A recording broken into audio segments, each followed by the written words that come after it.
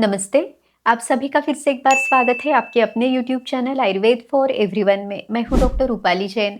आज के वीडियो में बात करेंगे कब्ज यानी कॉन्स्टिपेशन के बारे में। देखिए, ये कहने के लिए तो बहुत छोटी सी समस्या है, पर शरीर में अनगिनत बीमारियां यहीं से शुरू होती है। अगर सुबह पेट अच्छे से साफ हो गया तो पूरा दिन अच्छा जाता है, भूख अच्छी लगेगी, पाचन क्रिया अच्छी रहेगी, जो भी खाएंगे उसका प्रॉपर एब्सॉर्प्शन होगा, तो एनर्जी लेवल अच्छी, सब कुछ परफेक्ट रहेगा। लेकिन अगर पेट साफ नहीं हुआ तो फिर ब्लोटिंग, गैस, बहुत ज़्यादा पेट में भारीपन या पेट में दर्द होना, एसिड रिफ्लक्स या फिर बहुत ज़्यादा जलन वगैरह होना, सिर दर्द होना, एनर्जी लेवल कम रहना, यहाँ तक कि इन्फ्लेमेशन, आईबीएस, स्किन डिसीजेस, तो अनगिनत समस्याएं, अनगिनत बीमारियां यहीं से शुरू होती है। सबसे पहले तो ये देखते हैं कि आप ये कैसे जाने कि आपको कब्ज यानी कॉन्स्टिपेशन है। तो सुबह मल का प्रेशर ना बनना या तो मल स्किप हो जाना। दूसरा है कि मल पूरी तरह से साफ ना होना यानी सेटिस्फैक्शन ना आना। मल या तो हार्ड होना या स्टिकी होना। पेट साफ होने के लिए 2-3 बार जाना पड़ना यानी मोशन की फ्रीक्वेंसी बढ़ना, ताकि पूरी तरह से वो साफ हो जाए।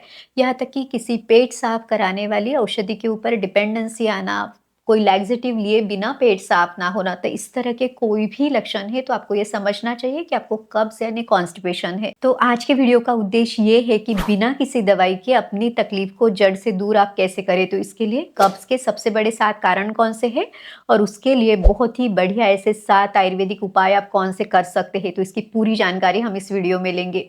चलिए बिना किसी देरी के ये इंटरेस्टिंग वीडियो शुरू करते हैं। आखिर तक हमारे साथ बने रहिए।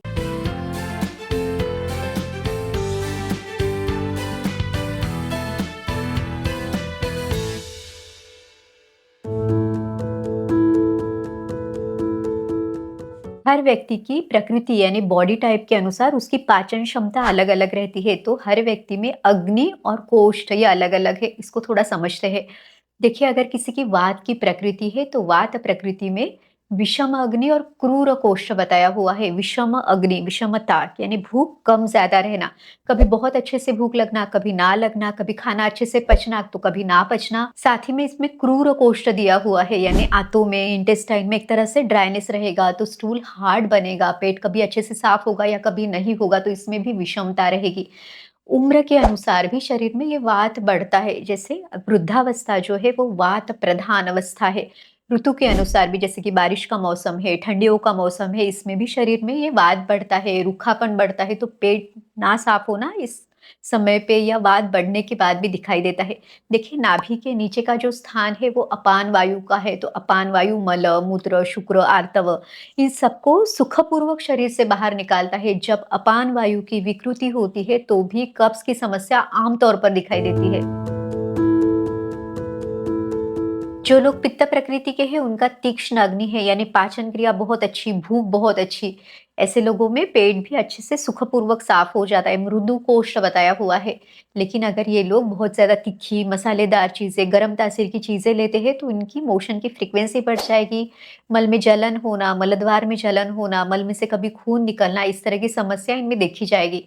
अब जो लोग कफ प्रकृति के हैं उनका अग्नि मंद है, तो भूख कम है, पाचन क्षमता थोड़ी स्लो है और इनमें मध्यम कोष्ठ दिया है, तो पेट ठीक ठाक साफ हो जाएगा। पर अगर ये लोग कोई हेवी चीजें, पचने में भारी चीजें खाते हैं तो उसका पचन अच्छे से नहीं कर पाएंगे और फिर इनमें भी कब्ज की समस्या दिखाई देगी। अब काफी लोगों के मन में ये भी सवाल आएगा कि खुद की प्रकृति को कैसे जाने, वात पित्त कफ इन दोषों को कैसे पहचाने। तो हमने इसके पहले ही इसके ऊपर डिटेल वीडियो, पूरे सविस्तर वीडियोस बनाए हुए हैं।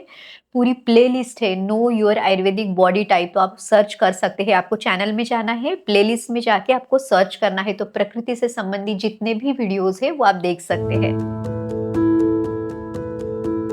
शरीर में जो दोष बढ़ा हुआ है उसको हम जब शांत करते हैं, उसको समतोल में लाते हैं, तो अपने आप ही कब्ज की समस्या बिना किसी दवाई के दूर हो जाती है। तो चलिए जानते हैं कि क्या क्या उपाय आपने करने हैं। सबसे पहले हम वात के बारे में देखेंगे। तो जब भी वात बढ़ जाता है, पेट साफ नहीं होता या मल बहुत ज्यादा हार्ड बनता है, तब उस वात शमन के लिए एक बहुत ही श्रेष्ठ उपाय जो आयुर्वेद में दिया है वो है स्नेहन चिकित्सा। तो स्नेहन, बाह्य स्नेहन और अभ्यंतर स्नेहपान, इस तरह से दोनों तरह से आपने करना है। बाह्य स्नेहन में आप नाभि पूरण कर सकते हैं यानी नाभि में 2-3 बूंदे तेल की आपने डालना है। यहाँ तक कि नाभि में तेल लगाना, लोअर एब्डोमेन में तेल से हल्की मालिश करना या हल्का सेक लेना, ये उपाय भी आपको बहुत अच्छे से मदद करने वाला है। पूरे शरीर में भी हफ्ते में 1 से 2 बार आप तेल की मालिश जरूर करें। दूसरा है अभ्यंतर स्नेहपान, तो पेट में भी ये तेल या घी आपने लेना है। देखिए वात में क्या है, रुखापन है, ठंडापन है, तो हमें इसको थोड़ा गर्माहट देना है, स्निग्धता देनी है। 1 कप गर्म पानी में 1 चम्मच या तो गाय का घी या तिल का तेल या नारियल का तेल, इसको मिला के रात को सोने के पहले या सुबह उठने के बाद आप ले सकते हैं। इससे क्या होगा, तो शरीर में, आंतों में एक तरह से स्निग्धता बनेगी, मल अच्छे से स्मूथली बाहर निकल जाएगा, पेट अच्छे से साफ हो जाएगा। जिन लोगों की पित्त प्रकृति है, जिनको शरीर में मल में बहुत ज़्यादा जलन होती है या मल से कभी-कभी खून निकलता है, तो उन लोगों के लिए पित्त शमन के उपाय बहुत ज़्यादा फायदेमंद रहेंगे। हम 4-5 उपाय देखते हैं, इसमें से कोई भी 1 या 2 उपाय आप अपना सकते हैं। सबसे पहला उपाय, मुलेठी का चूर्ण आधा-आधा चम्मच दिन में 2 बार आप खाली पेट लें, यानी नाश्ते के पहले, डिनर के भी 1 आध घंटा पहले आप इसे लें, ताकि जो पित्त दोष है वो कम हो जाएगा। मुलेठी वात और पित्त इन दोनों का शमन करती है। दूसरा उपाय है गुलकंद, तो आधा-आधा चम्मच गुलकंद आप दिन में 2 बार लें। तीसरा जो उपाय है, गाय का घी 1-1 चम्मच अपने खान-पान में ज़रूर रखें। देखिए घी भी शरीर में वात और पित्त इन दोषों का समतोल लाने के लिए मदद करता है। चौथा उपाय है काला मुनक्का यानी ब्लैक रेज़िन्स, तो रात को सोने के पहले 10 से 15 काले मुनक्के पानी में भिगो के रखें और सुबह आपने इसको लेना है, वो पानी भी आपने पीना है। मुनक्के से बना हुआ सूप भी आप ले सकते हैं, क्योंकि मुनक्का भी वात पित्त का समतोल लाता है, एक माइल्ड लैक्सेटिव है, यानी पेट अच्छे से साफ करने के लिए भी मदद करेगा। जो लोग कफ प्रकृति के हैं, तो कफ प्रकृति में अग्नि मंद रहता है, पाचन क्षमता मंद है, और इसके कारण अगर किसी को अजीर्ण है, शरीर में आमदोष बना हुआ है और पेट भी अच्छे से साफ नहीं होता, तो इस कफ दोष को कम करने के लिए बहुत ही बढ़िया ऐसे 2 उपाय आप कर सकते हैं। सबसे पहला उपाय, इसमें त्रिकटु चूर्ण यानी सौंठ, काली मिर्च, पिपली, थोड़ा-सा अदरक, थोड़ा-सा अजवाइन आप पानी में उबालें और सुबह खाली पेट ये 1 कप गरम-गरम काढ़ा आपने पीना है। इससे क्या होगा, भूख बढ़ने के लिए, पाचन अच्छा होने के लिए आपको मदद मिलेगी और इनडायरेक्टली आपका पेट भी अच्छे से साफ हो जाएगा। दूसरा उपाय है कि खाने में यानी लंच में पतला-सा छाछ, पतला-सा बटर मिल्क आपने लेना है, तो उसमें हींग और जीरे का छोंक देके आपने लेना है, ताकि ये आपका पाचन और अच्छे से कर सके और फिर पेट साफ होने के लिए भी आपको मदद मिले। छोटे बच्चों में भी कब्ज़ की समस्या काफ़ी बार दिखाई देती है। अब देखिए बाल्यावस्था ये आयुर्वेद के अनुसार कफ प्रधान समय है, तो उनका भी अग्नि कम रहेगा, पाचन क्षमता मंद रहेगी, और काफ़ी बच्चों में वर्म्स की यानी कृमि की भी तकलीफ होती है, तो उसके कारण फिर बच्चों में भूख ना लगना, पेट अच्छे से साफ ना होना या उनकी प्रॉपर्ली ग्रोथ ना होना, इस तरह की भी समस्या दिखती है। तो इसके लिए एक बहुत ही बढ़िया ऐसा उपाय है जो विडंग है, तो विडंग कृमिनाशन का काम करते हैं। विडंग को ये आपको बहुत इजीली मिल जाएगा, छोटे-छोटे से दाने इसके रहते हैं। तो आपने क्या करना है, 2 कप पानी लेना है, इसमें आधा से 1 चम्मच विडंग आपने डालना है। इसको अच्छे से बॉयल होने दें जब तक ये आधा कप या 1 कप ना बच जाए, और बच्चे को थोड़ा-थोड़ा ये पानी आप दिन में 2 बार वगैरह दे सकते हैं। घर के बड़े लोग भी इसे उसी समय पे भी ले सकते हैं, ताकि घर के सारे लोग ये कृमि को ठीक करने के लिए चिकित्सा ले सकें। अगर बच्चा बहुत ही छोटा है, तो बच्चे के नाभि में या थोड़ा-सा पेट में आप हल्का-सा कैस्टर ऑयल यानी अरंडी का तेल लगा सकते हैं, या मलद्वार में अरंडी का तेल आप लगाएँ, तो जो खाना खाने का पान रहता है, उसकी डंडी से या अरंडी का तेल आप मलद्वार में लगा सकते हैं, ताकि उसकी भी मोशन अच्छे से साफ हो जाए। जिन लोगों का स्टूल हार्ड है, उनके लिए तो तेल या घी का सेवन फायदेमंद रहेगा, पर जिन लोगों में मल में स्टिकीनेस है, भूख कम है, इंडाइजेशन है, तो उन लोगों ने अगर तेल या घी का सेवन किया, तो उनकी तकलीफ बढ़ जाएगी, ये स्टिकीनेस बढ़ेगा, वो घी या तेल को अच्छे से नहीं पचा पाएँगे। तो इस तरह से प्रॉपर प्रिकॉशन के साथ आपने ये सारे उपाय अपनाने हैं।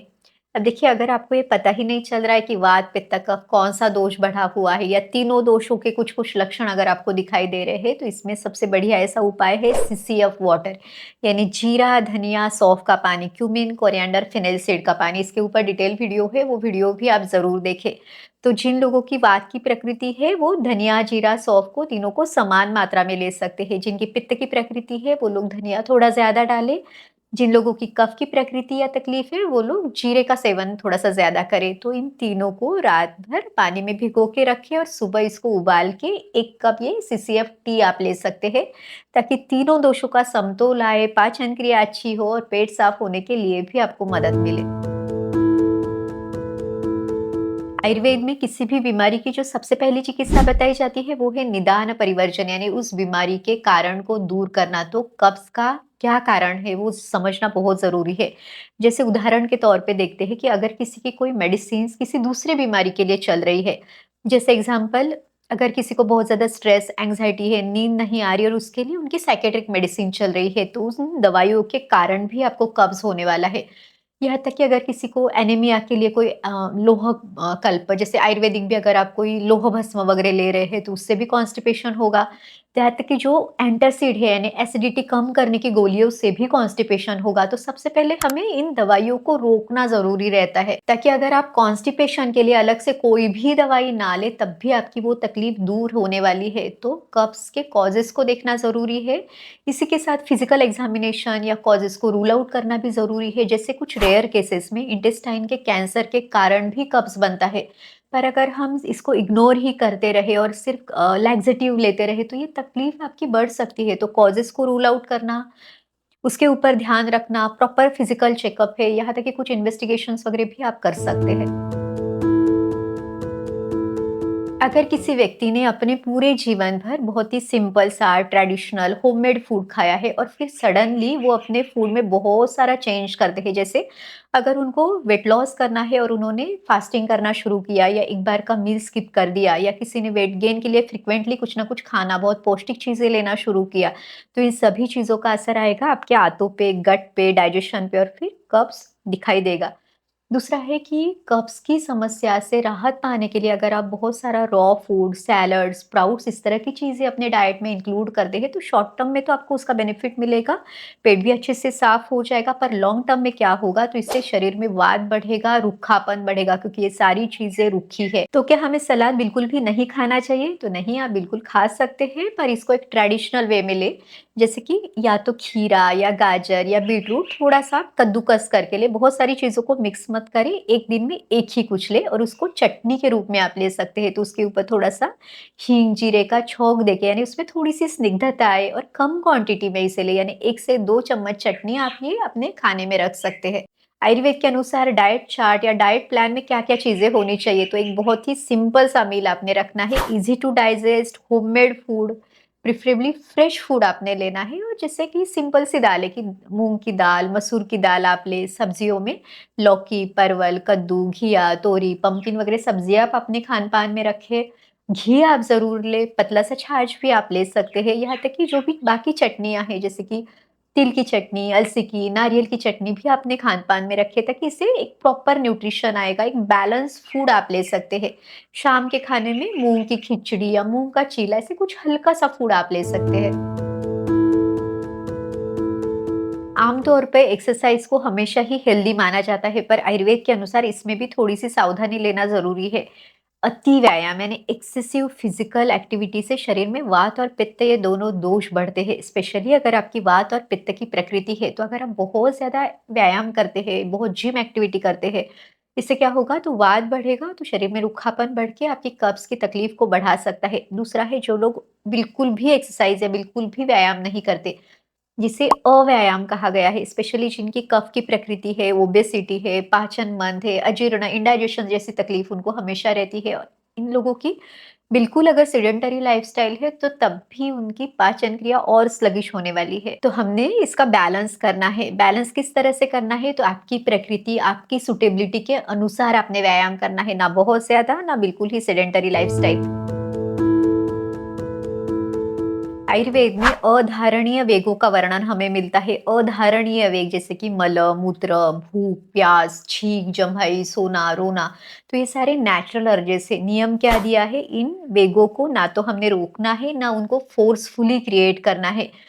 अगर हम इस तरह से करते हैं तो फिर शरीर में वायु की विकृति होगी, अग्नि की विकृति होगी। तो देखिए, जाने-अनजाने में भी दिन भर में हम काफ़ी बार इन नियमों को ब्रेक करते हैं, तो इससे भी कब्ज़ की समस्या बढ़ सकती है। बहुत ही सूक्ष्म रूप से है, पर इन पे भी आप अमल ज़रूर कीजिए। इसके बारे में भी डिटेल वीडियो है कि हर वेग को रोकने से क्या-क्या समस्याएँ होगी, उसके उपाय कौन से हैं, तो वो वीडियो आप देख सकते हैं। अगर हमारा मन शांत और प्रसन्न है, तो हमारा गट भी हेल्दी रहेगा। उल्टा अगर मन में इरिटेशन है, तो ये गट में भी इरिटेशन होगा। गट इरिटेट होना मतलब या तो उसकी मूवमेंट फास्ट हो जाएगी या स्लो हो जाएगी। इसी को हम आईबीएस यानी इरिटेबल बॉवेल सिंड्रोम कहते हैं। तो इसके लिए उपाय क्या करें, तो अपनी दिनचर्या में कुछ छोटी-छोटी चीज़ों को आप ज़रूर अपनाएँ, जैसे कि सुबह का प्राणायाम, योग आप ज़रूर करें। इससे मन शांत होने के लिए आपको मदद मिलेगी। रात को सोने के पहले पादाभ्यंग ज़रूर करें, यानी पैरों के तलवों में तेल से या घी से जेंटल ऑयल मसाज करें। इससे नींद भी अच्छी रहेगी और स्ट्रेस, एंग्जायटी को भी कम करने के लिए ये चीज़ें मदद करेगी।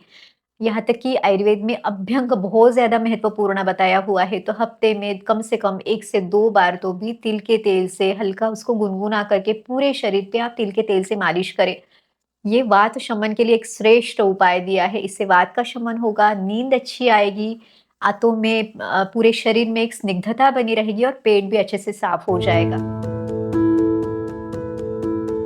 आयुर्वेद का मूल प्रयोजन यानी मूल उद्देश्य क्या है? स्वस्थस्य स्वास्थ्य रक्षणम आतुरस्य विकार प्रशमनम च। स्वस्थस्य स्वास्थ्य रक्षणम यानी जो व्यक्ति अभी स्वस्थ है उसके स्वास्थ्य की रक्षा करना, ये पहला उद्देश्य दिया हुआ है, यानी प्रिवेंशन को सबसे ज्यादा महत्व दिया है। अगर आप ये चीजें करते हैं तो आप बीमारी की तरफ कभी जाएंगे ही नहीं। देखिए, आयुर्वेद में भी चिकित्सा के पहले दिनचर्या बताई हुई है, यानी रोज की आपकी चर्या, आपका रूटीन आपने कैसे रखना है। तो सोने उठने का समय, खान पान का समय, इसका ध्यान रखना जरूरी है। स्पेशली डिनर यानी आपका जो शाम का खाना है उसको हमेशा आपने सूर्यास्त तक लेना प्रिफर करना चाहिए। मैक्सिमम 7 या 7:30 बजे तक इसे ले। डिनर और सोने के बीच में 3 घंटे का अंतर आप जरूर रखें ताकि पाचन क्रिया परफेक्ट रह सके। देखिए, आयुर्वेद के सिद्धांतों को हमें प्रैक्टिकल लाइफ में इम्प्लीमेंट करना है ताकि हम डिसीज फ्री लाइफ की तरफ जा सके। दिनचर्या के बारे में सविस्तर वीडियो है, अधिक जानकारी के लिए वो वीडियो भी आप देख सकते हैं। इस तरह से आज के वीडियो में हमने बिना किसी दवाई के कब्ज यानी कॉन्स्टिपेशन से राहत पाने के लिए सबसे बड़े 7 कारण कौन से हैं और बहुत ही बढ़िया ऐसे 7 उपाय अपने कौन से करने हैं, इसके बारे में पूरी जानकारी ली है। उम्मीद है ये वीडियो आपकी मदद जरूर करेगा। अगर आपको ये वीडियो अच्छा लगा तो इसे लाइक जरूर कीजिए। इसे अपने दोस्तों और रिश्तेदारों के साथ भी ज़रूर शेयर करें ताकि उनको भी आयुर्वेद का ज्ञान पता चले। और अगर आप चैनल पे नए हैं, पहली बार वीडियो देख रहे हैं, तो आयुर्वेद की सही जानकारी के लिए इसे सब्सक्राइब करना ना भूलें। चलिए फिर मिलते हैं अगले वीडियो में। आयुर्वेद को अपनाइए, स्वस्थ रहिए। नमस्ते।